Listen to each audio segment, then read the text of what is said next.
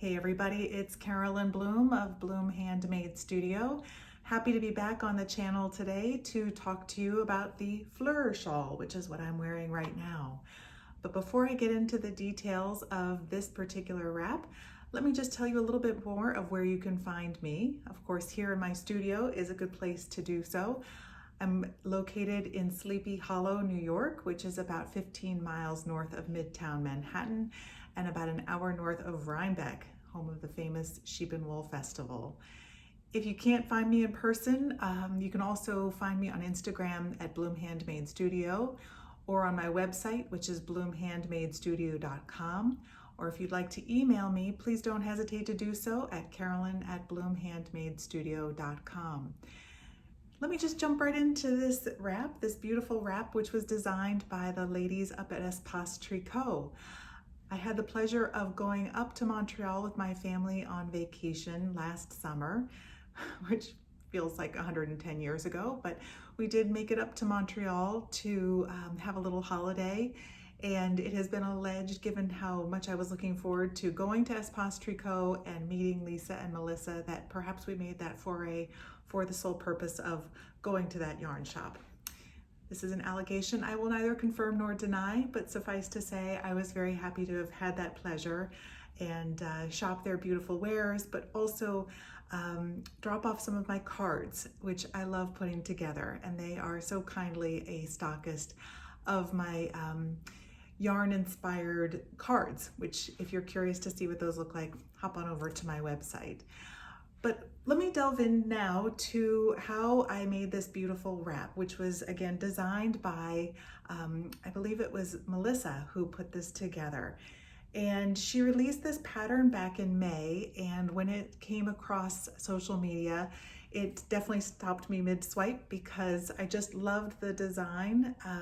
The baubles in particular caught my eye. And in May, I was in dire need of knitting someone else's design. There's just been a lot going on and I needed to ride someone else's brainwave. And this wrap certainly ticked all of the boxes for what I was looking for. It is garter stitch with a little twist with the baubles. It is so wearable, it's so warm, and even though it was already starting to get nice and spring-like in New York at that point in time, we had actually had a little snow in May, which was really weird. So something like this was appealing to me for any number of reasons. The only issue that I had in casting on it immediately is that the pattern calls for DK weight yarn, and I'm a fingering weight gal. I really like my fingering weight. I find that most of the things that I like to knit and design are based on fingering weight.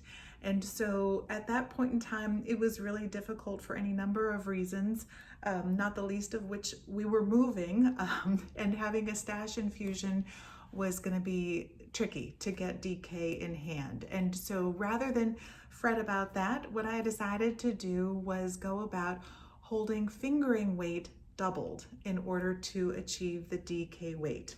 And while it was still rather chilly when I was knitting this, it's no longer chilly now. So I'm gonna go ahead and take this off because it is it's warm in New York right now. So I'm gonna take this off, but we'll make some references to this, and I have another version on the dress form, which I'll show you here momentarily. A couple things I want to mention about holding fingering weight doubled. It is a really nice way to substitute yarns you might have in your stash for yarn that the pattern calls for. And this project is a perfect case in point. The design calls again for DK weight, but you can emulate that by holding fingering weight doubled. And what I mean by that is literally you take two strands of fingering and you hold them together at the same time as you're knitting. So you're grabbing two strands of yarn as you do each and every stitch. And that worked for me so well that on a US 8, which is what the needle size was that was called for in the project, I was able to come pretty close to achieving the gauge that the pattern called for.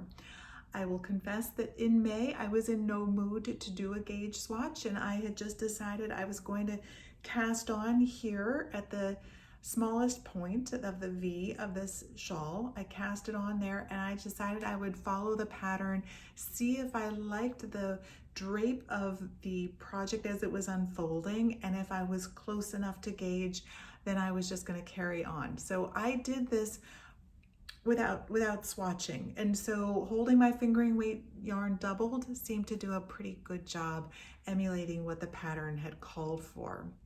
Now what I'm going to do is show you how to go about actually holding fingering weight doubled in order to achieve this effect. So bear with me here while I grab a skein of yarn. Okay, what I've grabbed here is a cake of yarn, as I like to call it. It's a cake of yarn that I created by taking a skein and putting it on my Swift, and then using a winder to wind it into a center pole ball, meaning that I have an end of my yarn here coming from the middle of the cake, and I have another end coming from the outside of the cake. When I got started knitting this shawl, the first 4 sections that I knit, I held the lightest colors that I wanted to use doubled.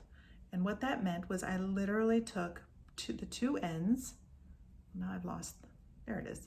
I took the 2 ends of my yarn, one from the inside of the cake, one from the outside of the cake, and I held them together as I did my knitting. And so for each and every stitch that I did, I was using 2 strands of fingering weight at the same time. And by doing so, I was able to achieve pretty much a DK weight, which was quite useful. As I worked my way through the shawl, what I did was I dropped 1 strand. I dropped the outside usually and just carried on working from the inside of my cake, and then brought in the next shade that I wanted to work with. So here I am now with my next color, and I would just hold that then together with my light color. And I knit a few sections using light and medium colors together. Then I dropped my lightest color. I was almost out of my lightest color, and I picked up my darkest color and began knitting with it with my medium color. And in my show notes, I'm going to put down exactly when I dropped my yarns and added in new yarns, so that if you choose to do a gradient exactly like mine, you'll be able to know when to shift your colors in and out. Likewise, I'll also mention that I used a lot of yarns that I've had in my stash for a while, things that may or may not be available to you. I would encourage you to just go through your stash. If you want to try a marling technique for this particular shawl, this is a really fun time to pull in some minis or pull in some leftovers and scraps and just start putting things together. One of the things you'll want to think about though is, where do you want your marling to begin? Meaning, do you want to have colors shifting in between your stripes, or do you prefer to use those stripes as demarcations for the colors as they're changing? I got kind of hung up on the notion that I really wanted to only have color changes happening when a new block was occurring. And so I was rather particular, fastidious even, about when I dropped one shade and picked up another shade. And I will tell you that by the time I got into the 9th section, the final section for that shawl, I was holding my darkest color doubled, and I was running out of yarn. And so I would encourage you, if you're going into your stash, or if you're going to your local yarn shop, or patronizing one of your favorite indie dyers, then I would really encourage you, when you get down to that darkest color, find a backup, find a second skein of that, or know that you've got some minis, or look through your minis that you have and see if you can't find something that's close enough to that, so that if you run out, you can turn to that particular backup and carry on. So without further ado, why don't I take you over to my dress form, and I'll show you how I did my color shifts and talk you through exactly what I did as I was knitting this, and perhaps it'll be helpful to you. Okay, let's go on over. Okay, here is the peach version of the shawl that I knit, and I wanted to give you this perspective of it because I think it's the easiest way to see how the color starts to get darker as you leave the nape of the neck and you work down to the point of the shawl, the deepest point of the shawl. And I think you can really see here how the colors began to move. I did the first 4 sections here, so sections 1, 2, 3, and 4 by holding my lightest color doubled. When I began sections 5 and I worked section 6, so these 2 sections right here, I dropped 1 strand of my lightest color and added 1 strand of my medium color. When I finished section 6, I was pretty much out of my lightest color, so I dropped it and I picked up my darkest color. So starting here in section 7, I worked my medium color and my darkest color together. So in section 7 and section 8, it was medium and darkest. Then for this last section here, section 9, I'll come up here so you can really see what was going on. In section 9, I held my darkest color doubled. Now, I don't know if it's just because of my gauge or because in the skeins of fingering weight that I had, I was going to run out of yarn in my darkest color. I had used up pretty much all of my lightest color, almost all of my medium color, and so really what I needed to do was find something to kind of fill in for that darkest shade. And so I went into my minis and my scraps and my leftovers, and I found colors that were close enough to my darkest shade to just start incorporating those in. And I used the magic knot in order to incorporate those new colors because I really didn't want to have a lot of ends kind of disrupting the look of the fabric. And so if you're curious about magic knot, I would encourage you to watch my video that I posted on the channel a couple of days ago about how to use magic knot to seamlessly incorporate different colors. I wanted to pop the blue version of this onto the dress form so that you could see how the changing of color looked in a different palette. I also should mention that my daughter knit this shawl, and if she were here next to me, she'd be giving me a poke because she'd want me to mention that she also did the last row of baubles on the peach version. So thank you so much, Elizabeth. I really love this variation and the colors that you put together. She did follow the same technique that I did, which was holding the lightest colors together in the sections 1 through 4, light and medium together in 5 and 6, medium and dark together in 8 and 9, and then in section 9 she actually held the darkest together with lace weight held double in order to complete that final section. So I'll just pull this up here so that you can see it up close. In this section, let me just say that again, she held 1 strand of her darkest shade together with 2 strands of lace weight. You can almost see right here, there's 3 strands in play as she was working this particular section. Just as you can hold fingering weight double to get a DK weight, you can hold lace weight together to get a fingering weight. And again, I'll put this all in the show notes, so don't feel worried that you're not getting this as I'm saying it. I'll put all of it in the show notes so that you can see what it is that we did in black and white.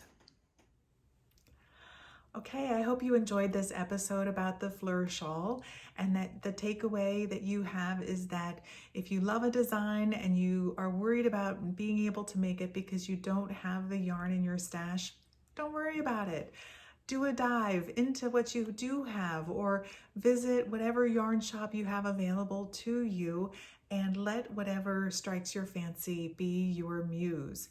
I didn't have the DK weight in order to make this shawl in my stash, so I just started pulling out fingering weight.